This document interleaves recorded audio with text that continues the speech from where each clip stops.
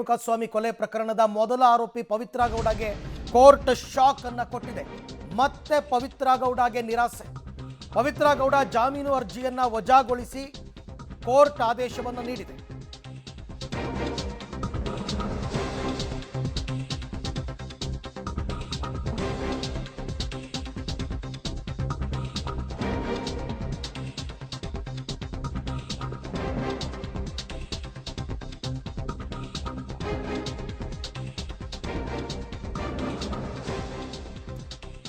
Supreme court ಬಳಿಕ ಈಗ sessions ಕೋರ್ಟ್ನಿಂದಲೂ ಪವಿತ್ರ ಗೌಡಗೆ ನಿರಾಸೆ.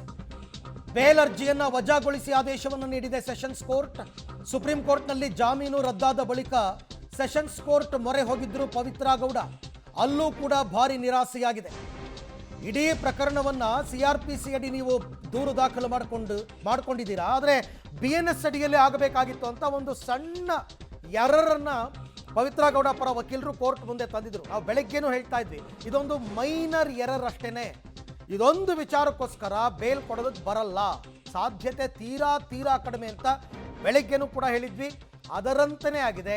ಎಕ್ಸ್ಪೆಕ್ಟೆಡ್ ತಾಂತ್ರಿಕ ಕಾರಣ ನೀಡಿ ಜಾಮೀನಿಗೆ ಅರ್ಜಿಯನ್ನು ಹಾಕೊಂಡಿದ್ರು. ಕೊಲೆ ಆರೋಪಿ ಪವಿತ್ರ ಗೌಡಗೆ ಮತ್ತೆ ಶಾಕ್ ಆಗಿದೆ. ಪವಿತ್ರ ಗೌಡ ಜಾಮೀನು ಅರ್ಜಿ ವಜಾಗೊಂಡಿದೆ ಸೆಷನ್ಸ್ ಕೋರ್ಟ್ನಲ್ಲಿ. ಬೆಂಗಳೂರಿನ ಸೆಷನ್ಸ್ ಕೋರ್ಟ್ನಿಂದ ಬೇಲ್ ಅರ್ಜಿ ವಜಾ ಆಗಿದೆ. ಸುಪ್ರೀಂ ಕೋರ್ಟ್ನಲ್ಲೂ ಕೂಡ ಜಾಮೀನು ರದ್ದಾಗಿತ್ತು. ಹೈಕೋರ್ಟ್ ಕೊಟ್ಟಿದ್ದ ಜಾಮೀನು ರದ್ದು ಮಾಡಿತ್ತು ಸುಪ್ರೀಂ ಕೋರ್ಟ್. ಈಗ ಸೆಷನ್ಸ್ ಕೋರ್ಟ್ನಲ್ಲೂ ಕೂಡ ಬೇಲ್ ಅರ್ಜಿ ರದ್ದಾಗಿದೆ. ತಾಂತ್ರಿಕ ಕಾರಣ ನೀಡಿ ಜಾಮೀನಿಗೆ ಅರ್ಜಿ ಹಾಕೊಂಡಿದ್ರು ಪವಿತ್ರ ಗೌಡ. ಆದರೆ ಇಲ್ಲ, ಬೇಲನ್ನು ರದ್ದು ಮಾಡೋದಕ್ಕೆ ಬರಲ್ಲ, ಬೇಲ್ ಕೊಡೋದಕ್ಕೆ ಬರಲ್ಲ ಅಂತ ಸಾರಾಸಗಟಾಗಿ ಅರ್ಜಿಯನ್ನು ತಿರಸ್ಕಾರ ಮಾಡಿದೆ ಸೆಷನ್ಸ್ ಕೋರ್ಟ್. ಅಲ್ಲಿಗೆ ಪವಿತ್ರ ಗೌಡಗೆ ಪರಪ್ಪನ ಅಗ್ರಹಾರ ಜೈಲೇ ಸದ್ಯಕ್ಕೆ ಖಾಯಂ ಆದಂಗಾಯ್ತು. ಈ ಬಗ್ಗೆ ಮತ್ತಷ್ಟು ಮಾಹಿತಿ ನನ್ನ ಕೊಲೀಗ್ ಉಮೇಶ್ ಅವರಿಂದ ಪಡ್ಕೊಳ್ಳೋಣ. ಉಮೇಶ್, ಒಂದು ಮೈನರ್ ಎರರನ್ನ ಇಟ್ಕೊಂಡು ಜಾಮೀನು ಕೊಡಿ ಅಂತ ಹೋಗಿದ್ರು ಪವಿತ್ರ ಗೌಡ, ಬಟ್ ಅದನ್ನ ಸಾರಾಸಗಟಾಗಿ ತಳ್ಳಿ ಹಾಕಿದೆ ಕೋರ್ಟ್. ಏನು ಅಭಿಪ್ರಾಯ ಪಡ್ತೀವತ್ತು?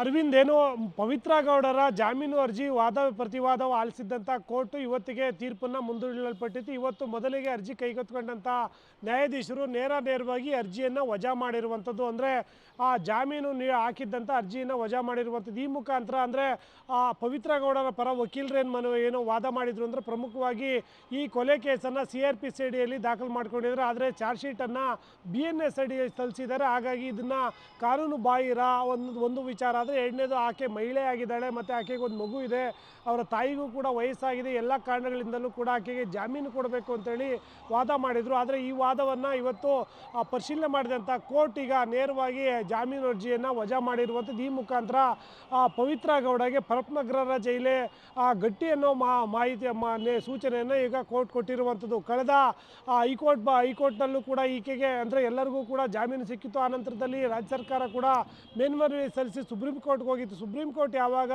ಪ್ರಕರಣವನ್ನು ಮತ್ತೊಮ್ಮೆ ಪರಿಶೀಲನೆ ಮಾಡಿ ಈ ಅಧಿಕಾರಿಗಳು ಮತ್ತು ಹೈಕೋರ್ಟ್ ವಿರುದ್ಧವೇ ಅಸಮಾಧಾನ ವ್ಯಕ್ತಪಡಿಸಿ ಜಾಮೀನು ರದ್ದು ಮಾಡ್ತು, ಆ ನಂತರದಲ್ಲೂ ಕೂಡ ಯಾರು ಕೂಡ ಜಾಮೀನಿಗೆ ಅರ್ಜಿ ಸಲ್ಲಿಸಿರಲಿಲ್ಲ.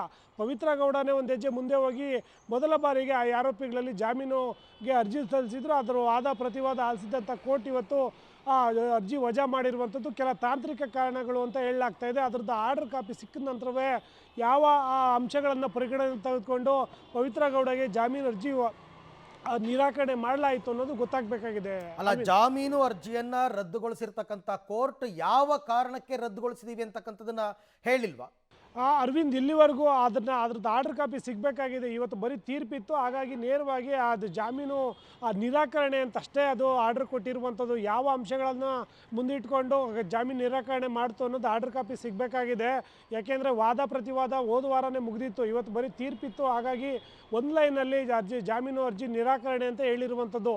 ಆ ನಿರಾಕರಣೆಗೆ ಏನು ಕಾರಣ, ಯಾವ ಅಂಶಗಳನ್ನು ಆಧಾರದ ಮೇಲೆ ನಿರಾಕರಣೆ ಮಾಡಲಾಗಿದೆ ಅನ್ನೋದು ಆರ್ಡರ್ ಕಾಪಿ ಸಿಗಬೇಕು, ಅಥವಾ ಇನ್ನೊಂದಷ್ಟು ಸಮಯ ಹೇಳುತ್ತೆ. ಸಮಯದ ನಂತರದಲ್ಲಿ ಯಾವ ಕಾರಣಕ್ಕಾಗಿ ನಿರಾಕರಣೆ ಮಾಡಲಾಗಿದೆ ಅನ್ನೋದು ಗೊತ್ತಾಗಬೇಕು. ಸದ್ಯಕ್ಕೆ ಕೆಲ ತಾಂತ್ರಿಕ ಕಾರಣಗಳಿಂದಾಗಿ ಜಾಮೀನು ಅರ್ಜಿ ನಿರಾಕರಣೆ ಮಾಡಲಾಗಿದೆ ಅನ್ನೋ ಮಾಹಿತಿ ಮಾತ್ರ ಲಭ್ಯ ಆಗ್ತಾ ಇರುವಂಥದ್ದು. ಈ ಹಿಂದೆ ಕೂಡ ಸುಪ್ರೀಂ ಕೋರ್ಟ್ ಈ ಪ್ರಕರಣವನ್ನು ತುಂಬ ಗಂಭೀರವಾಗಿ ಪರಿಗಣನೆ ಮಾಡಿಕೊಂಡಿತ್ತು. ಕೆಲವು ಕಂಡೀಷನ್ಸನ್ನು ಕೂಡ ಹಾಕಿ ಎಲ್ಲ ಬೇರೆ ದೇಶದ ಎಲ್ಲ ಕೋರ್ಟ್ಗಳಿಗೂ ಕೂಡ ಈ ಆರ್ಡರ್ ಕಾಪಿ ತಲುಪಿಸಿ ಅಂತೇಳಿ ಕಠಿಣವಾಗಿ ಹೇಳಿತ್ತು. ಆ ನಿಟ್ಟಿನಲ್ಲೂ ಕೂಡ ಈ ನಿರ್ಧಾರ ಬಂದಿರುವಂಥ ಸಾಧ್ಯತೆ ಇರುವಂಥದ್ದು. ಸದ್ಯಕ್ಕೆ ಆರ್ಡರ್ ಮಾತ್ರ ಬಂದಿರುವಂಥದ್ದು. ಇಲ್ಲಿ ಆರ್ಡರ್ ಕಾಪಿ ಸಿಗಬೇಕಾಗುತ್ತೆ ಅಥವಾ ಅವ್ರ ಪರ ವಕೀಲರ ಬಳಿ ಮಾಹಿತಿ ನಂತರದಲ್ಲಿ ಗೊತ್ತಾಗಬೇಕಾಗಿದೆ. ಯಾವ ಅಂಶಗಳ ಆಧಾರದ ಮೇಲೆ ಪವಿತ್ರ ಗೌಡಗೆ ಜಾಮೀನು ನಿರಾಕರಣೆ ಆಯಿತು ಅನ್ನೋದು ಇನ್ನೇನು ಕೆಲವೇ ಕ್ಷಣಗಳಲ್ಲಿ ಗೊತ್ತಾಗುತ್ತೆ. ಸದ್ಯಕ್ಕೆ ಈಗ ನ್ಯಾಯಾಧೀಶರು ಜಾಮೀನು ಅರ್ಜಿಯ ತೀರ್ಪು ಏನಿತ್ತು ಆ ತೀರ್ಪಲ್ಲಿ ಏಕಾಏಕಿ ಜಾಮೀನು ನಿರಾಕರಣೆಯನ್ನು ಒಂದು ಲೈನ್ ಮಾತ್ರ ಹೇಳಿರುವಂಥದ್ದು.